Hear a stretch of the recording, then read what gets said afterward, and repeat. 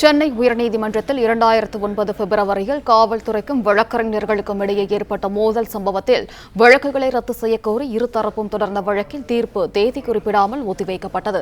கூடுதல் விவரங்களை வழங்குகிறார் செய்தியாளர் ஆனந்த். ஆனந்த், வணக்கம். விவரம் என்ன? வணக்கம்.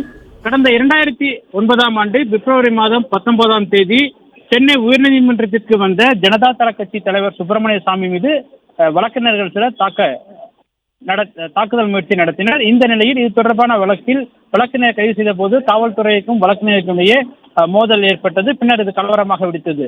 இதனிடையில் இந்த கலவரம் தொடர்பாக உயர்நீதிமன்ற உத்தரவின் அடிப்படையில் சிபிஐ வழக்கு பதிவு செய்து விசாரித்து வருகிறது. இந்த நிலையில் இந்த வழக்கு அனைத்தும் எழும்பூர் நீதிமன்றத்தில் நிலுவையில் இருந்து வருகிறது.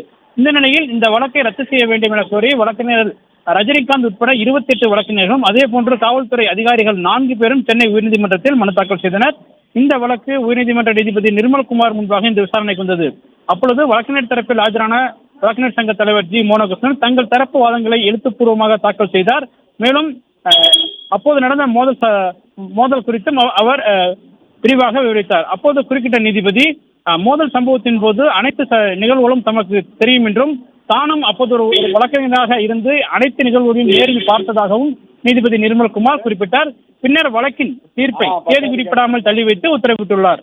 பிளே ஸ்டோர் மற்றும் ஆப் ஸ்டோரில் இருந்து பாலிமர் செயலியை QR கோடு மூலம் பதிவிறக்கம் செய்யுங்கள். செய்திகளை உடனுக்குடன் பெறுங்கள்.